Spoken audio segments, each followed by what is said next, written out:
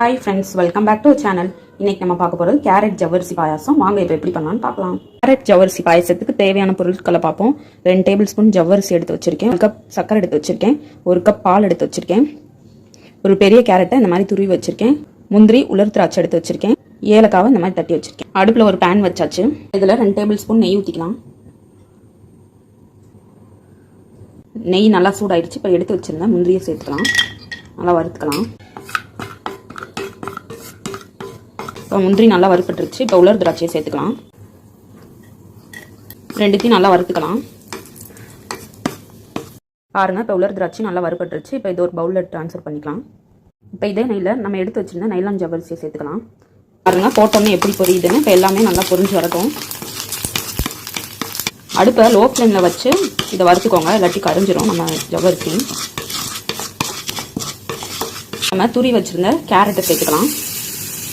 இதையும் நல்லா வறுத்துக்கலாம். லோ ஃப்ளேமில் வச்சு வறுத்துக்கோங்க.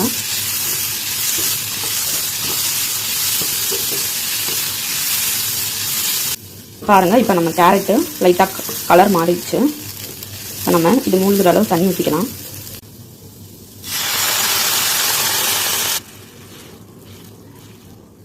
ரெண்டும் நல்லா வேகட்டும்.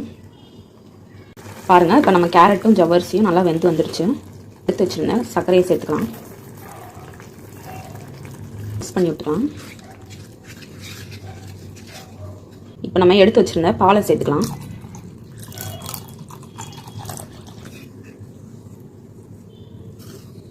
இப்போ நல்லா கொதிச்சு வரட்டும். இப்போ நம்ம வாசனைக்காக தட்டி வச்சிருந்த ஏலக்காவை சேர்த்துக்கலாம். மிக்ஸ் பண்ணி விட்டுக்கலாம் எல்லாத்தையும். பாருங்கள், நம்ம பாயாசம் நல்லா கொதிச்சு வந்துடுச்சு.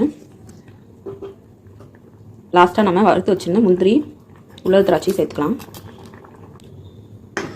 பாருங்கள், நம்ம பாயாசம் சூப்பராக ரெடி ஆயிடுச்சு. இப்போ இதை ஒரு பவுலில் ட்ரான்ஸ்ஃபர் பண்ணிக்கலாம். பாருங்கள் ஃப்ரெண்ட்ஸ், நம்மளோட கேரட் ஜவ்வரிசி பாயாசம் சூப்பராக ரெடி ஆயிடுச்சு. நீங்களும் இதை உங்கள் வீட்டில் ட்ரை பண்ணி பாருங்கள். இன்றைக்கி நம்ம பார்க்க போகிறது பாசிப்பருப்பு பாயாசம். வாங்க எப்படி செய்யலாம்னு பார்க்கலாம்.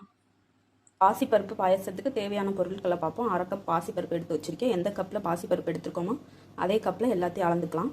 2 கப் வெல்லம் எடுத்து வச்சுருக்கேன். முந்திரி திராட்சை தேங்காய் கொஞ்சம் எடுத்து வச்சுருக்கேன். வாங்க இப்போ எப்படி பண்ணணும்னு பார்க்கலாம். இப்போ ஒரு குக்கர் வச்சுக்கலாம்.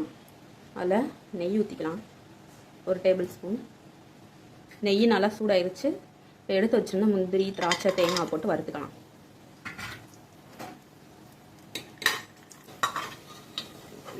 நல்லா வறுத்தாச்சு. இப்போ நம்ம இதை எடுத்துக்கலாம். இப்போ இதே குக்கரில் நம்ம எடுத்து வச்சுருந்த 1/2 கப் பாசிப்பருப்பை சேர்த்து நல்லா வறுத்துக்கலாம். மீடியம் ஃப்ளேம்லேயே வச்சு பாசிப்பருப்பை வறுத்துக்கோங்க. பாருங்கள், நல்லா இந்த மாதிரி வறுத்தாச்சு. இப்போ நம்ம இதை கழுவி எடுத்துக்கலாம். பாருங்கள், நம்மளோட பாசிப்பருப்பு நல்லா கழுவியாச்சு. இப்போ இதில் 3 கப்பு தண்ணி ஊற்றிக்கலாம். எந்த கப்பில் நம்ம பாசிப்பருப்பு அளந்தோமோ அதே கப்பில் தண்ணி ஊற்றிக்கலாம். 3 கப்பு.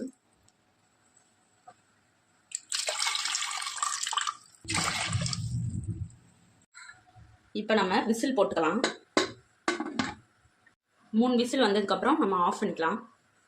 ஒரு பாத்திரம் எடுத்துக்கலாம். அதில் நம்ம எடுத்து வச்சுருந்த 1 கப் வெல்லத்தை சேர்த்துக்கலாம்.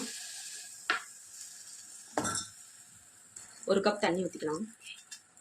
இப்போ இந்த வெல்லம் ஃபுல்லாக நல்லா கரையணும். எந்த ஒரு பாகுபாதமும் எதுவும் தேவையில்லை, கரைஞ்சால் மட்டும் போதும். பாருங்கள், நல்லா வெல்லம் கரைஞ்சிருச்சு. இப்போ நம்ம அதை ஆஃப் பண்ணிக்கலாம். பாருங்கள் ஃப்ரெண்ட்ஸ், நம்மளோட பாசிப்பருப்பு நல்லா வெந்துடுச்சு. 3 விசில்லையே தண்ணி அதில் ஊற்றிக்கலாம் வடிகட்டி. ஏன்னா மண் தூசி ஏதாச்சும் இருந்தால் போயிடும். நல்லா கலந்து ஊற்றிக்கலாம். இப்போ நம்ம இதில் 1/2 கப் பால் ஊற்றிக்கலாம்.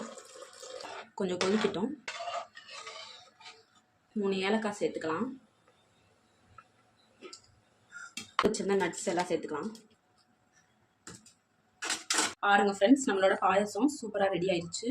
நீங்களும் இதை உங்கள் வீட்டில் ட்ரை பண்ணி பாருங்கள், இந்த பாயச ரெசிபியை. இன்றைக்கி நம்ம பார்க்க போகிறது சேமியாவும் ஜவ்வரிசி வச்சு பாயசம் தான் பார்க்க போகிறோம். ரொம்ப ஈஸியாக செஞ்சிடலாம். வாங்க எப்படி பண்ணலாம்னு பார்க்கலாம்.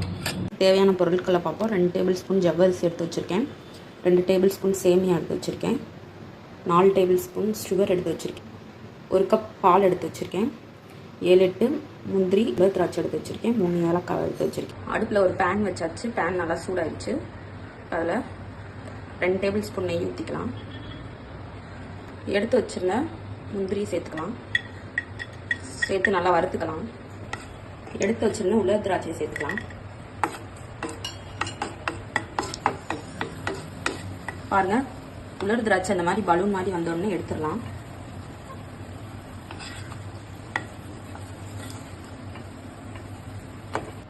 இதில் எடுத்து வச்சு சேமியா சேர்த்து வறுத்துக்கலாம். இந்த மாதிரி வந்தோடனே நம்ம இதை ஒரு பிளேட்டில் ட்ரான்ஸ்ஃபர் பண்ணிக்கலாம். இப்போ இதில் ஜவ்வரிசியை சேர்த்து வறுத்துக்கலாம் லைட்டாக. பாருங்க, நல்லா வறுத்தாச்சு. இப்போ ஜவ்வரிசி வேகிறதுக்கு தண்ணி ஊற்றிக்கலாம். 1 கப் தண்ணி ஊற்றுறேன் நான்.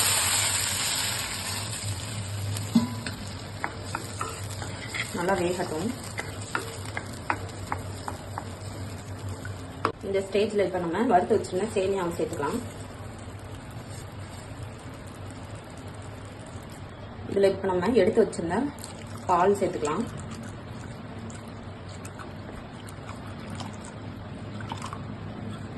நல்லா கொதிச்சு வரட்டும்.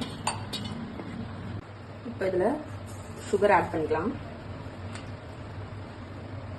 வாசனைக்காக 3 ஏலக்காய் சேர்த்துக்கலாம். இப்போ வறுத்து வச்சுருந்தா முந்திரி திராட்சையெல்லாம் சேர்த்துக்கலாம்.